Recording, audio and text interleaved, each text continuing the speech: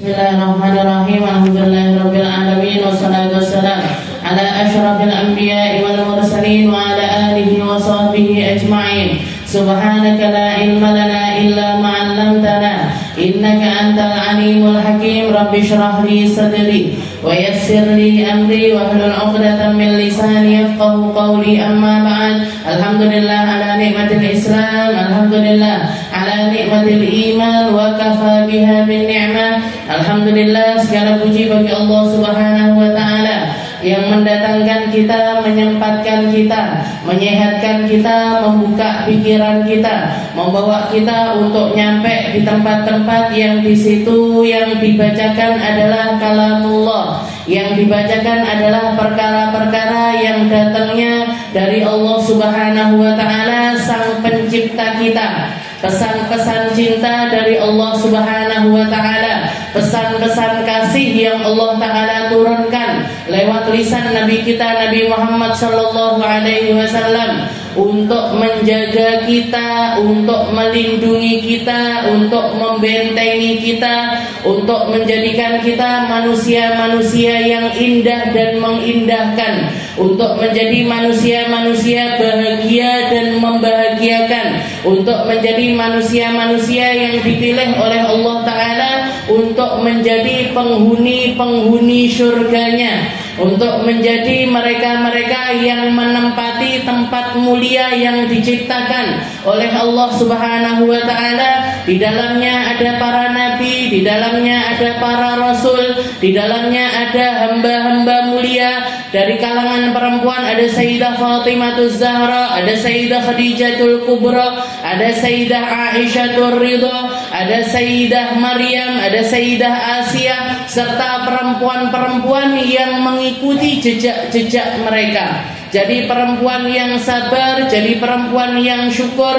jadi perempuan yang tidak tertipu dengan hartanya, tidak tertipu dengan kecantikannya, tidak tertipu dengan nasabnya, tidak tertipu dengan apapun yang mereka miliki. Mereka mulia dengan dirinya sendiri, mereka indah dengan dirinya sendiri, mereka mendapatkan pangkat-pangkat yang tinggi karena usaha-usaha dari diri mereka sendiri. Banyaknya sujud mereka yang memuliakan mereka, banyaknya puasa mereka yang menjadikan pundi-pundi amal kebaikannya ini penuh, banyaknya tangisan mereka di malam hari yang membuat Allah Ta'ala kasih kepada mereka, membuat Allah Ta'ala menyelamatkan mereka, membuat Allah Subhanahu wa Ta'ala mengangkat derajat mereka setinggi-tingginya. Maka semoga kita semuanya yang dihadirkan oleh Allah Ta'ala di tempat ini dijadikan jadi hamba-hamba yang mulia, ditambahi syukurnya, ditambahi sabarnya, ditambahi kasihnya, ditambahi rukuk serta sujudnya, ditambahi kemuliaannya di sisi Allah Ta'ala, dan juga semakin dekat dengan Rasulullah Sallallahu Alaihi Wasallam. Manusia yang akan menyelamatkan kita di akhirat nanti, manusia yang kita nantikan syafaatnya, manusia yang kita ingin bergandengan dengannya, dekat sedekat-dekatnya, dekat sedekat mungkin di hari dunia ini sampai di akhirat kelak. Kita mulai mengenali Nabi setapak demi setapak, demi kemuliaan kita. Kita nyari tahu tentang Rasulullah Sallallahu Alaihi Wasallam. Yang nambah mulia bukan nabinya, yang mulia bukan nabinya, karena bahkan Allah Subhanahu Wa Taala yang mengangkat harga serta martabatnya Rasulullah Sallallahu Alaihi Wasallam. Maka apa? Kalau kita muji Nabi ini, apa efeknya untuk Nabi? Kalau kita salawat kepada Nabi, apa efeknya untuk Nabi? Apakah Nabi Muhammadnya semakin tinggi? Enggak, Bu, Nabinya sudah tinggi. Yang mulia dengan salawat itu kita, yang butuh dengan salawat itu kita, yang mau kenalan sama Nabi adalah mereka-mereka yang insya Allah akan dimuliakan sama Allah Ta'ala dunia akhiratnya. Kita lanjutkan pembahasan kita di dalam kitab Khuluquna karya dari guru kami Al-Habib Umar bin Hafid hafizahullahu taala. Semoga Allah taala memanjangkan usia beliau, semoga Allah taala menjaga selalu beliau, semoga Allah taala selalu memuliakannya dunia serta akhirat, dan kita selalu dapat manfaat dari ilmu, tausiah serta perhatian-perhatian yang beliau berikan kepada umat. Kalau minggu yang lalu kemarin, minggu-minggu yang lalu kita membahas sampai kepada khuluquna ma'a ibadihi, masih di dalam bab yang membahas tentang akhlak kepada sesama. Ila an qala al-muallif rahimahullahu ta'ala wa nafa'ana bi ulumi fid dharain amin. Nuhibbu fillah wa nabghadu fillah wa natasama 'anil masalih wal matami'i syakhsiyah muraduna al-khalid duna ma yantahi la narda duna al-jannah bithaman. Kalau minggu yang lalu kita bahas tentang cinta karena Allah serta benci juga karena Allah. Kita cinta manusia karena kemuliaan-kemuliaan yang ada pada diri orang tersebut yang bisa kita ambil untuk nyampaikan kita kepada Allah Subhanahu wa taala. Nuhibbu fillah, cinta karena Allah. Tapi sebagaimana rasa-rasa yang ada di dalam hati kita ini, kita ini dikasih sama Allah taala perasaan. Dikasih sama Allah ta'ala perasaan. Perasaan ini gak akan bisa menjadi rasa yang indah kecuali kalau kita kenal sama orang-orang tersebut secara pribadi. Istilahnya ngeten, manusia itu gak jatuh cinta dengan semua orang. Ada orang, saya jatuh cinta sama semua pria yang ada di alam semesta, kan nggak ada. Atau saya senang sama semua perempuan. Tapi orang itu akan jadi tahu rasanya jatuh cinta itu tahu tahu nggak mboten? Nggak tahu kok mustahil. Jadi pasti ada, pasti pernah kita merasakan dekat sama orang itu kok kok ada yang lain ini, nanti sudah mau deket gitu keringetan, keringat dingin, grogi, takut dan lain sebagainya. Berarti itu apa? Berarti kita ada rasa sama mereka. Ini yang namanya nuhib fillah wa nabghad fillah. Orang itu punya feeling terhadap beberapa orang aja, nggak dengan semua orang. Maka ketika feeling itu datang, tahu nggak feeling? Perasaan itu datang, rasa itu datang, maka yang perlu kita lakukan adalah mengolah rasa tersebut, menjadikannya fillah wa 'alallah. Kita menjadikannya ini cinta tersebut, rasa itu bukan cuman tentang antara kita dengan si dia, bukan cuman tentang kita dengan orang tersebut, dengan personal tersebut, tapi kita jadikan cinta kita ini karena Allah. Dan landasannya juga taat kepada Allah. Allah Ta'ala gak pernah melarang kita jatuh cinta, dan rasa cinta tersebut gak datang atas kemauan kita. Cinta itu gak datang atas kemauan kita, tapi karena Allah Ta'ala datangkan rasa itu di dalam diri kita sehingga kita merasakannya.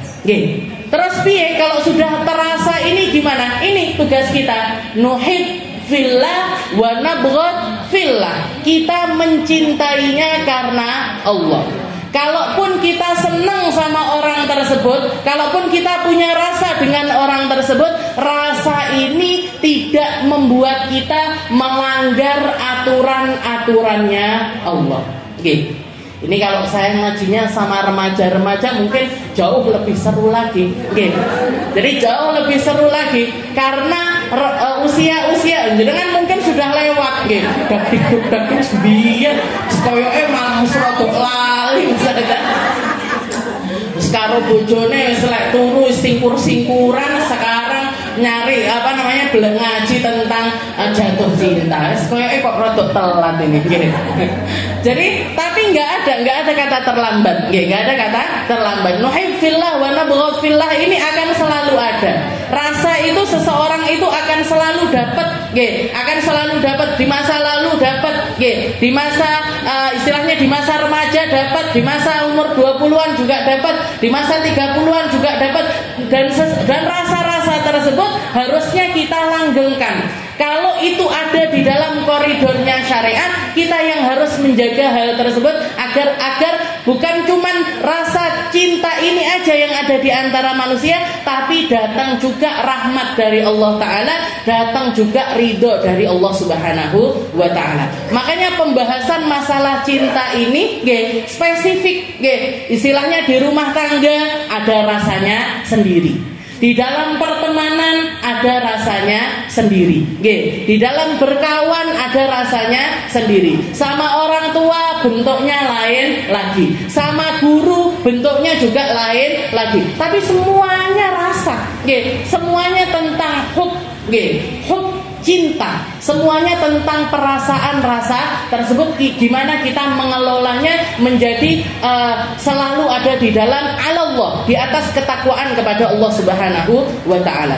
Jadi fillah wa alallah, cinta karena Allah dan berlandaskan syariatnya Allah Subhanahu wa Ta'ala. Zaman sekarang ini zamannya ngumbar rasa, zamannya orang mengekspresikan rasanya. Kalau sudah cinta dengan sesuatu, seluruh hidupnya, pikirannya, duit, waktunya, semuanya dihabiskan terhadap orang yang dicinta tersebut. Dan istilahnya karena longgarnya ruang, karena banyak zaman kita zaman digital, maka ekspresi-ekspresi tersebut itu keluar secara frontal.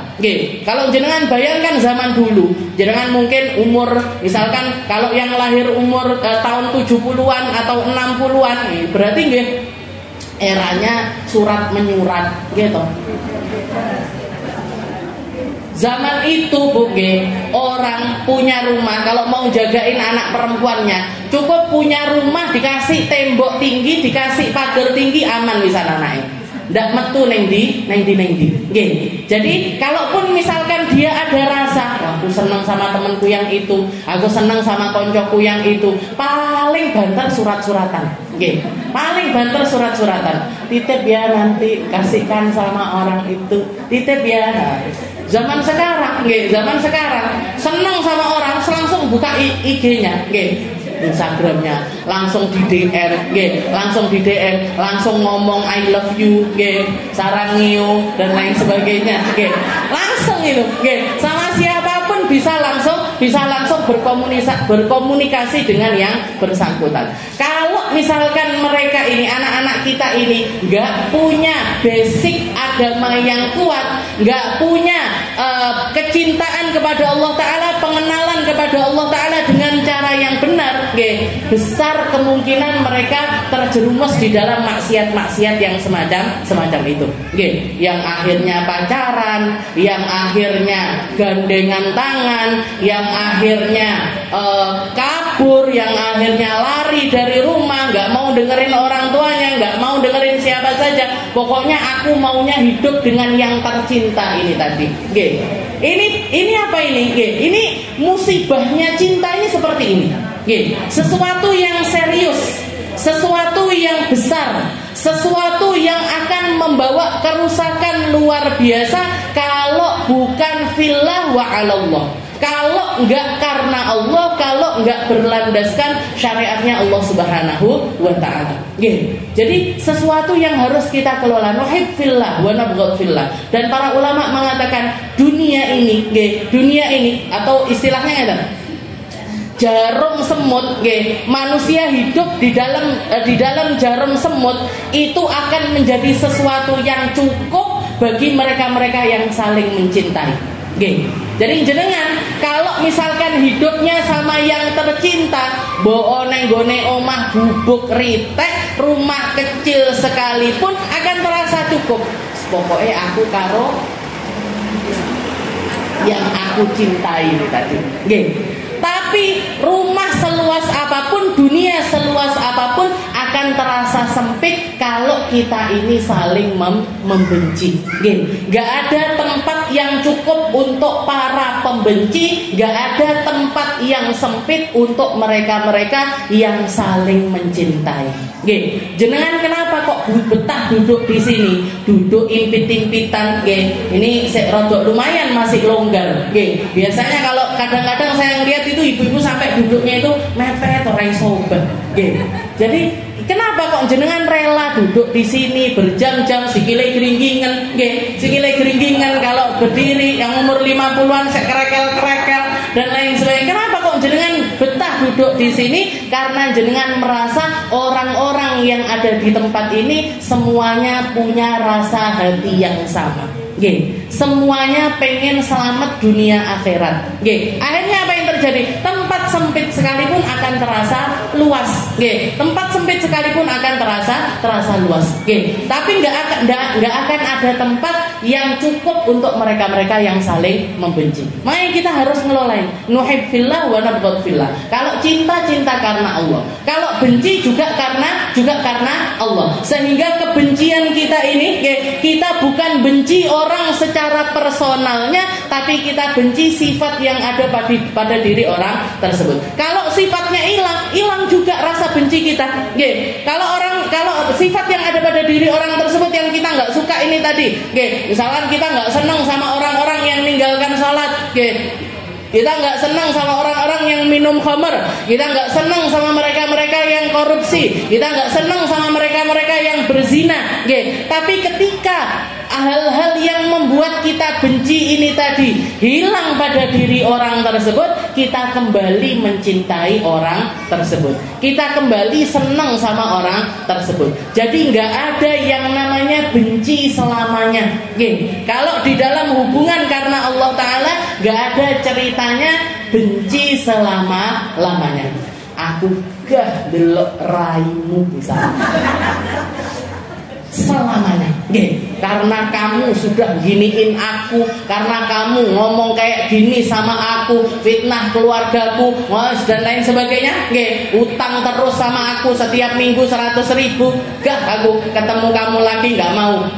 Tapi ketika mereka ini mengembalikan ataupun menghilangkan sifat-sifat yang bikin kita benci ini tadi, kembali lagi Bu.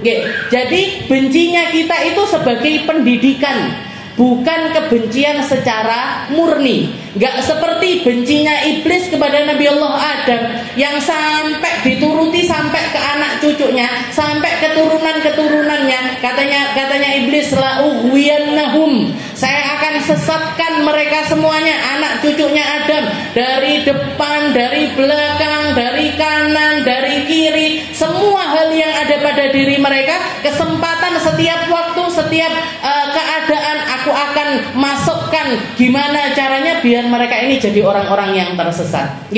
Dasarnya apa? Dasarnya benci kepada personalnya Nabi Allah Adam.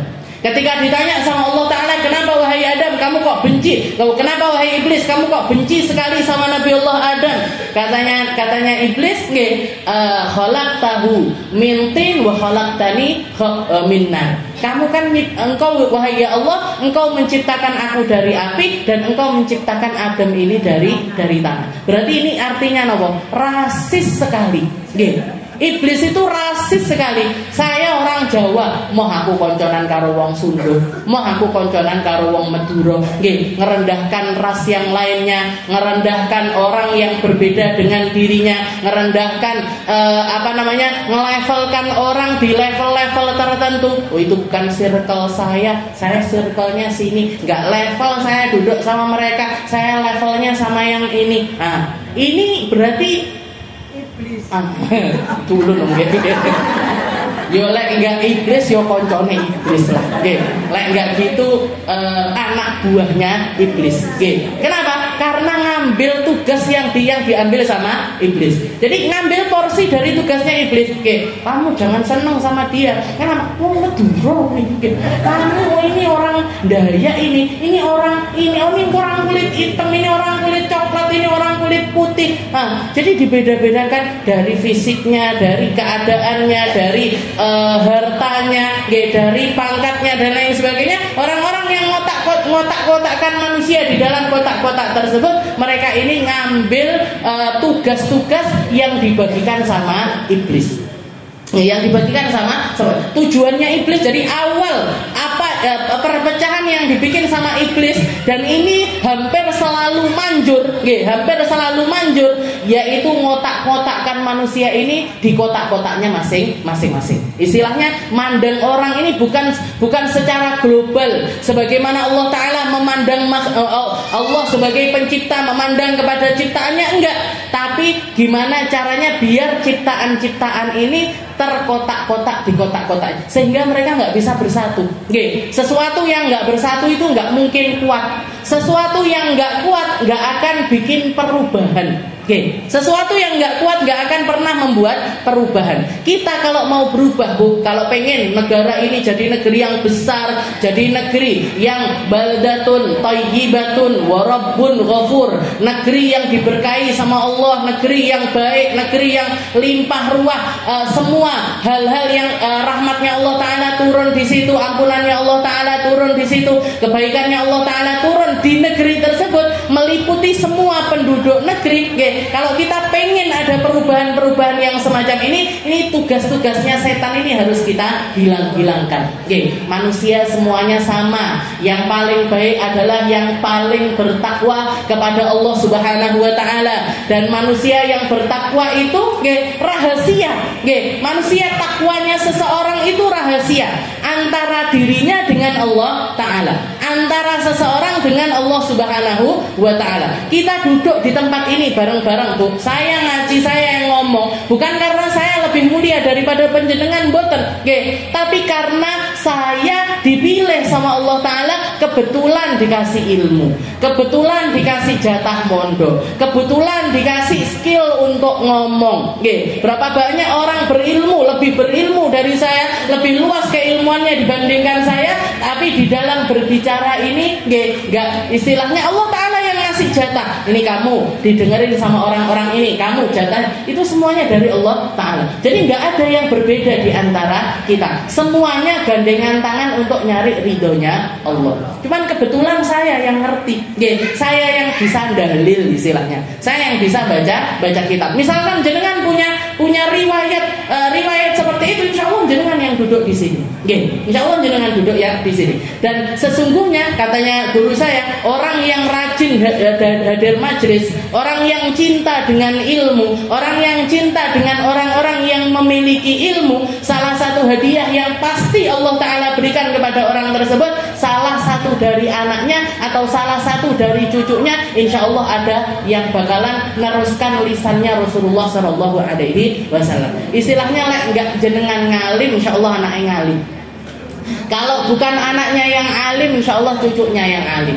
Kalau jenengan nggak hafal Al-Quran, insya Allah kalau jenengan cinta sama Al-Quran, anaknya jenengan jadi ahli Quran.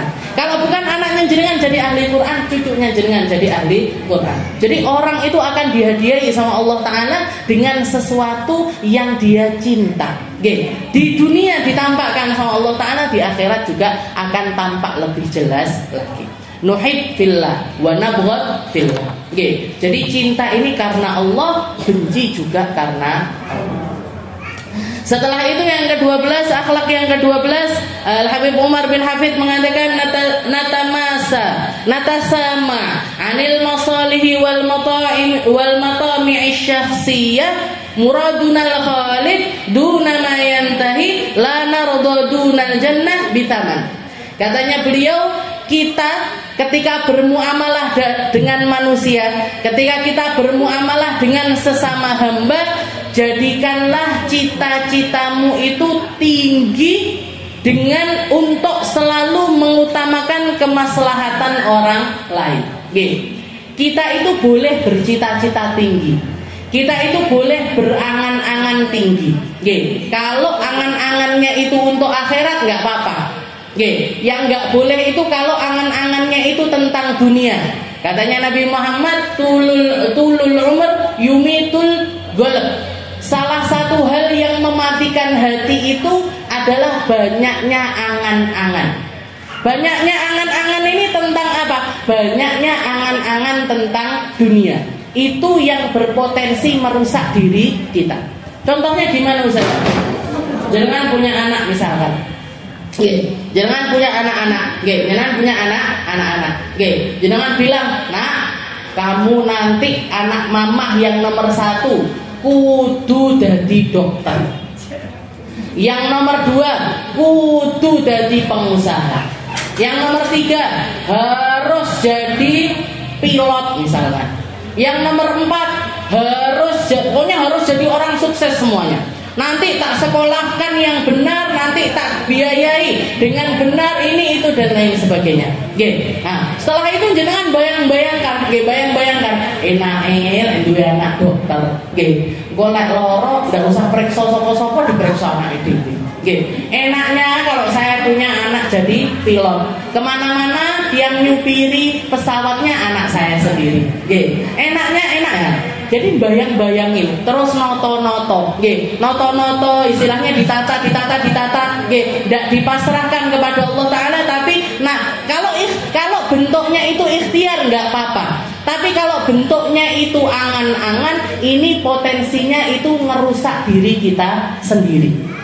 Karena sebuah harapan itu kalau nggak tercapai sakit, sesuatu rancangan kalau nggak terjadi itu sakitnya luar biasa.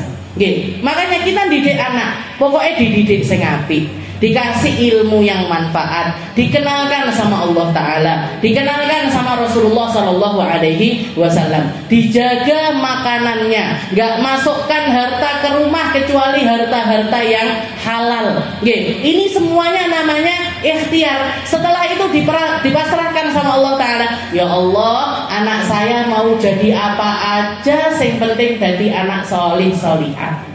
Ya Allah, anak saya mau punya, nanti ketika mereka bekerja punya gaji berapapun ndak popo ya Allah, yang penting barokah.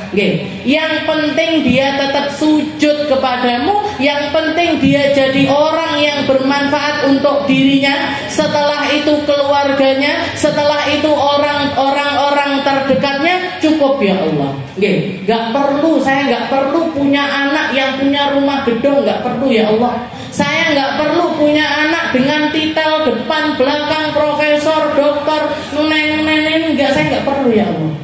Yang penting anak saya jadi anak-anak yang baik, bertakwa sama Allah Ta'ala. Masalah pekerjaan mereka, masalah keduniaan mereka, yang penting jenengan ngawasi mereka, yang penting jenengan ridho atasnya, yang penting jenengan rahmat atas mereka, cukup.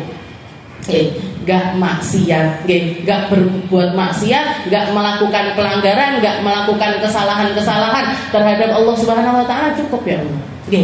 Jadi punya cita-cita tinggi itu nggak masalah. Punya angan-angan, angan-angan yang sifatnya itu tentang Allah, bukan tentang duniawi. Jadi natasama anil masalih wal matami'is syakhsiyah. Kita bercita-cita tinggi untuk selalu mengutamakan kemaslahatan orang lain. Kalaupun jenengan punya angan-angan, jadikanlah angan-angan itu tentang kemaslahatan orang banyak, bukan untuk diri sendiri. Ya Allah, saya pengen jadi orang kaya. Biar apa? Biar manfaat sama orang lain. Ya Allah, saya pengen punya komunitas yang banyak, melibatkan orang banyak, melibatkan hartanya orang banyak. Untuk apa? Bukan untuk dinikmati secara pribadi, tapi untuk kemaslahatan bareng-bareng. Misalkan saya ngomong sama jenengan, Bu, saya mau bikin acara besar. Apa Ustazah? Tablik akbar. Datangkan siapa Ustazah? Ustazah Halimah Halid terus. Ayo ajak temennya, ajak anak-anaknya, ajak saudara-saudaranya untuk meramaikan majelis tersebut. Kalau majelis ini besar terjadi seperti 2 tahun besar semacam ini, apakah yang dapat manfaatnya saya sendiri? Apakah yang dapat sesuatu manfaatnya ini saya sendiri? Kan boten. Jenengan semuanya ngerasakan, bahkan orang banyak ngerasakan semenjak istilahnya akhirnya banyak orang yang dulunya nggak ngerti majelis jadi ngerti majelis, yang nggak kenal majelis jadi kenal majelis. Berkat dari apa? Berkat dari cita-cita besar kita yang terrealisasi dengan rahmat dari Allah Subhanahu wa taala sehingga manfaatnya itu jadi besar. Lain lagi kalau misalkan, Bu, saya mau mantu misalkan, tapi saya belum mantu, anak aja belum punya. Misalkan saya, Bu, atau gini, nggak usah mantu, yang sekarang bisa terjadi, Bu, saya pengen punya rumah 5 lantai, ada liftnya, lampunya yang bagus-bagus, lampunya yang bagus-bagus, kitchen setnya yang nomor 1, nanti kasurnya yang indah, jenengan urunan ya Bu ya, berapa sudah 1 juta di sini buat bangunkan rumah saya. Itu berarti apa? Itu berarti manfaatnya untuk diri sendiri. Ini yang nggak boleh. Ini yang nggak boleh. Tapi kalau kita punya cita-cita tinggi besar untuk kemaslahatan umat yang banyak, ayo bareng-bareng. Jadi kita nyari sesuatu, pikiran kita dikasih otak sama Allah Ta'ala, Bu. Kita dikasih karunia sesuatu yang tidak Allah Ta'ala berikan kepada hewan, yang tidak Allah Ta'ala berikan kepada makhluk-makhluknya yang lainnya, yaitu nikmatul ugul, nikmatnya akal pikiran. Gimana ini kita memberdayakannya? Kita berdayakan untuk cita-cita yang tinggi yang bawa maslahat untuk orang banyak. Ayo Bu, bikin panti asuhan. Ayo Bu, bikin rumah janda. Ayo Bu, nyantunin orang-orang yang nggak punya. Ayo Bu, bikin gerakan Jumat berkah, atau misalkan Minggu berkah, atau Senin berkah, Selasa berkah. Nggak Jumat tok Bu yang berkah.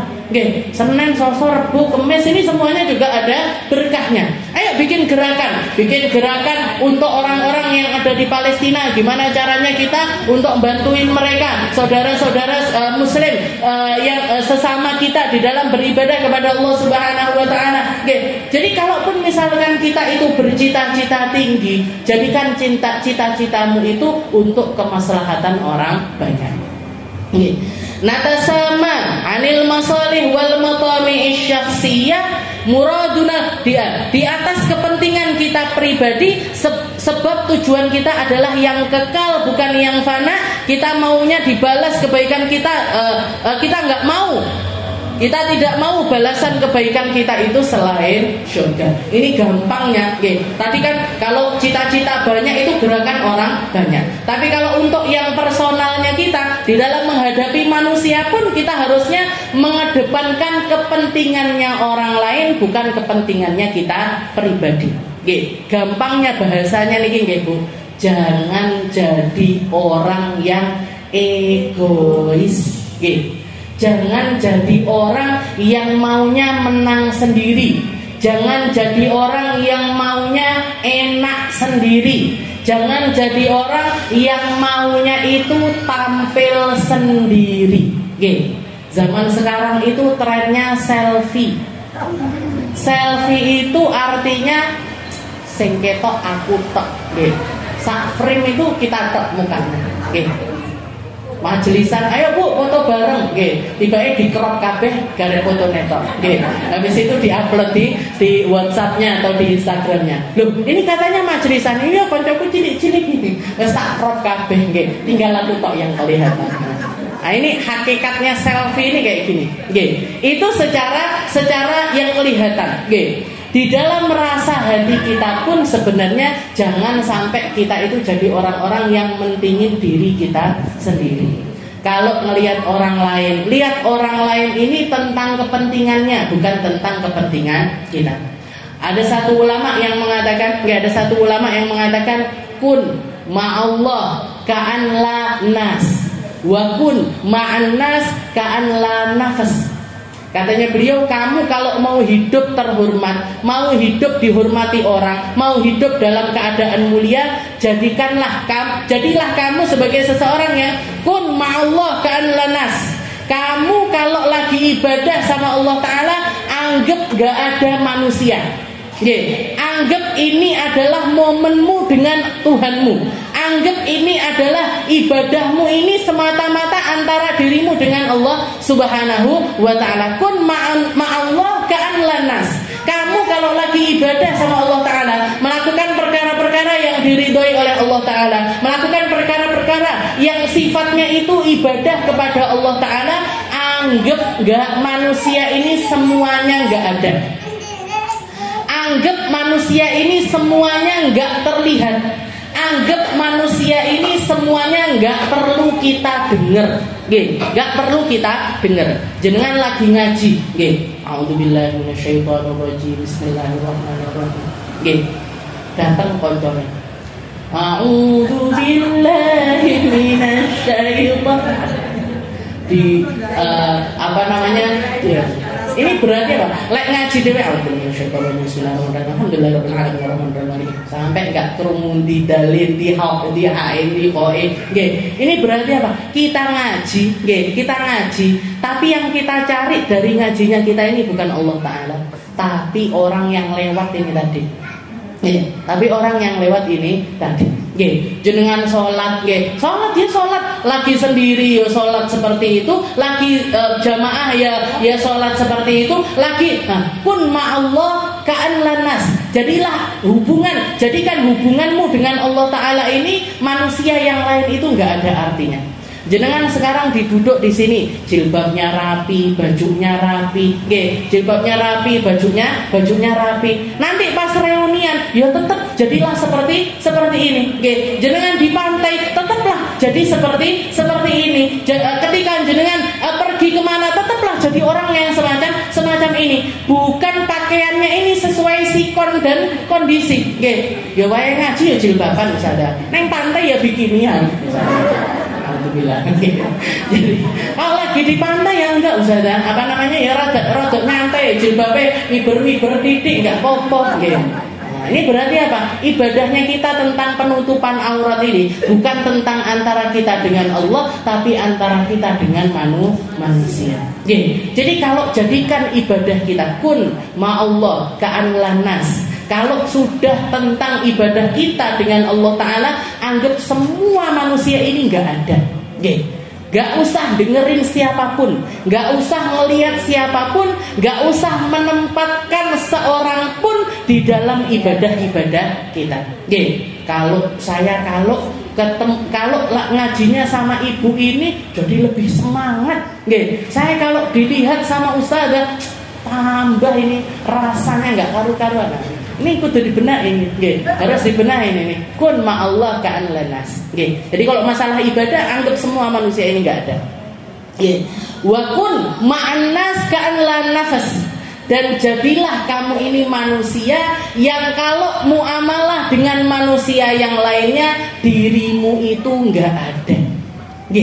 Kalau kamu bermuamalah dengan manusia, anggap dirimu ini nggak ada, anggap dirimu ini nggak penting, anggap dirimu ini bukan apa-apa, bukan sesuatu. Jadikan orang yang ada di hadapanmu ini yang sesuatu.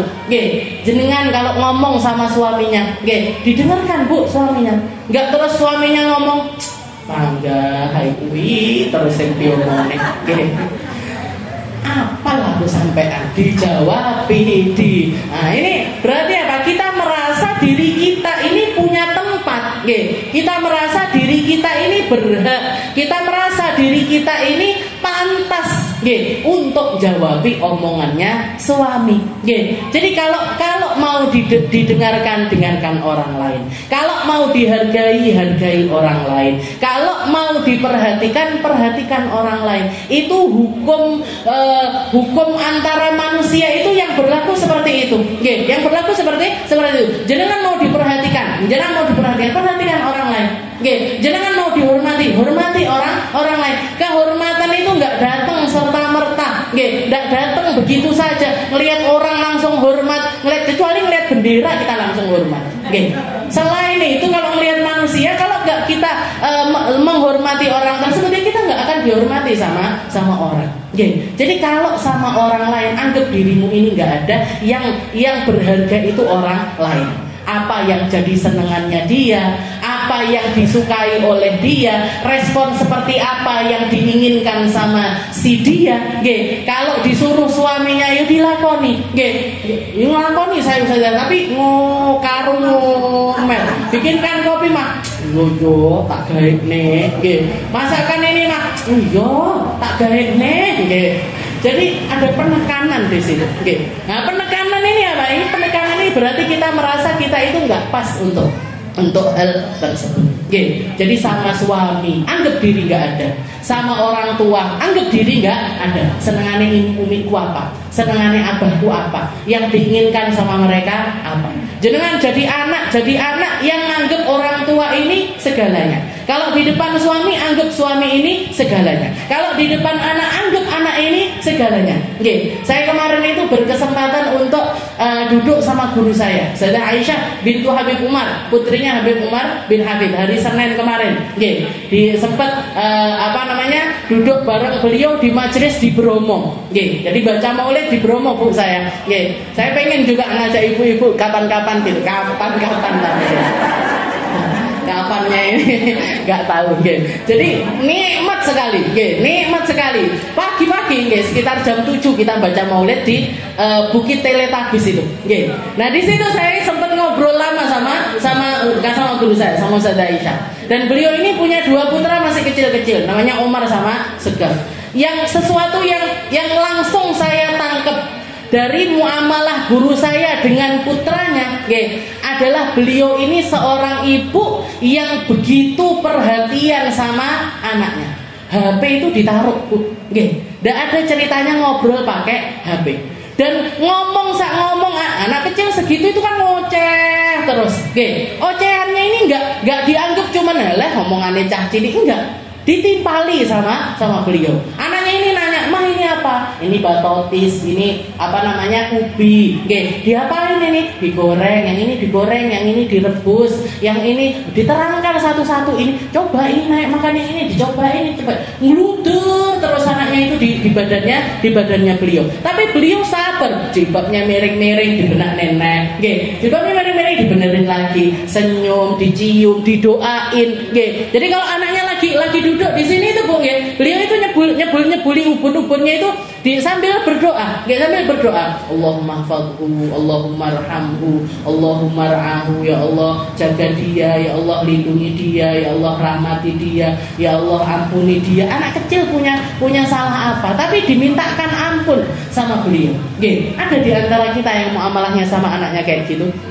Anaknya datang, yang satunya datang itu yang satunya adiknya pertama sama abahnya datang nyamperin beliau, disambut bu, padahal bukan yang berpisah seminggu apa 2 minggu, tadi pagi masih tidur bareng, cuma istilahnya saya dimandiin, tapi anaknya datang segan, dipeluk, dicium, habis itu didoain, dicium tangannya, dicium tangan anaknya ini tadi, dicium.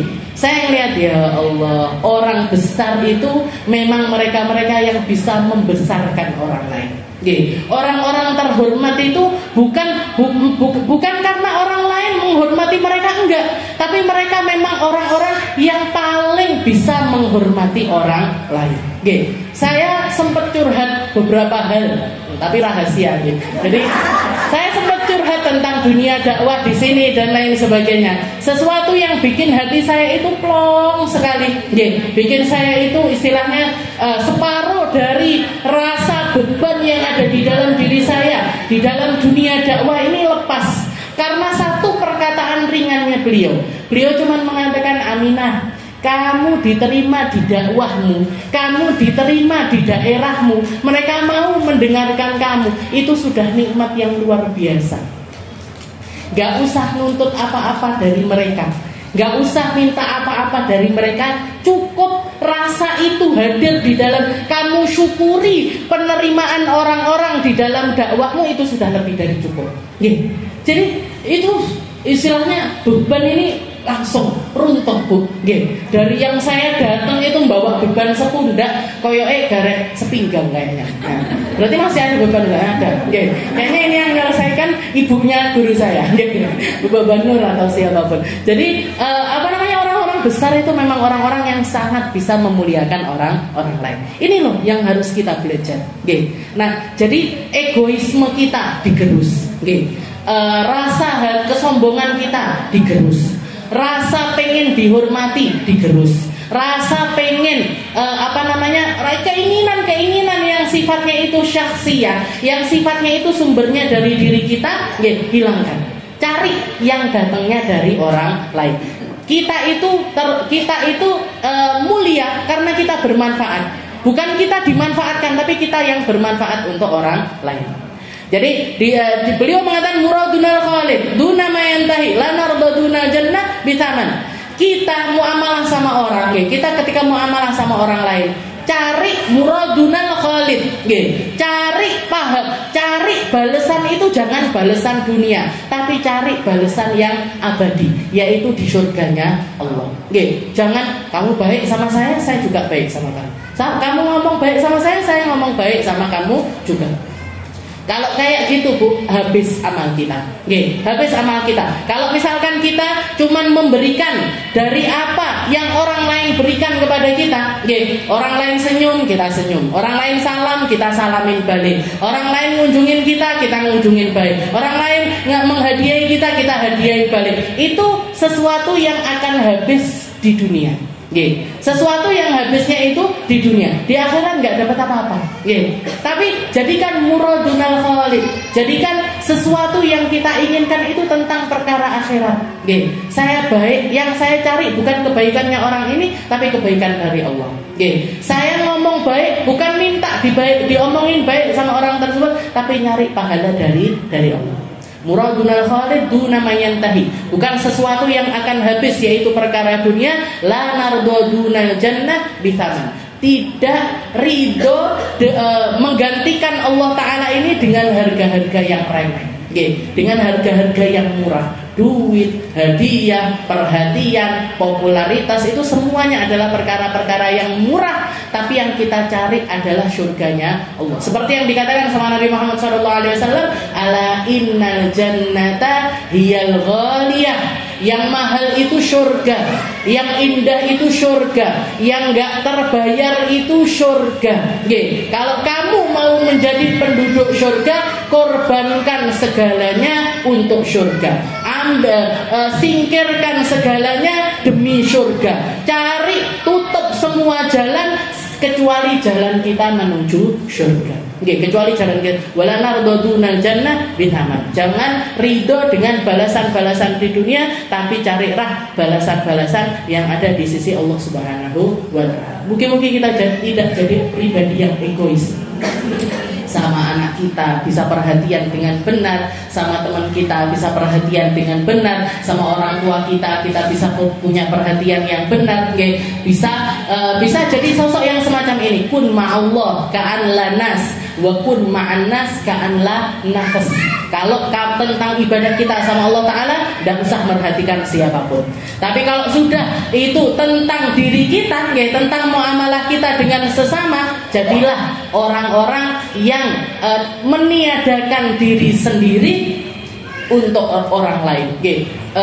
Nginjak keinginan diri untuk naikkan keadaannya orang lain. Ini adalah akhlak mulianya Nabi kita Nabi Muhammad sallallahu alaihi wasallam.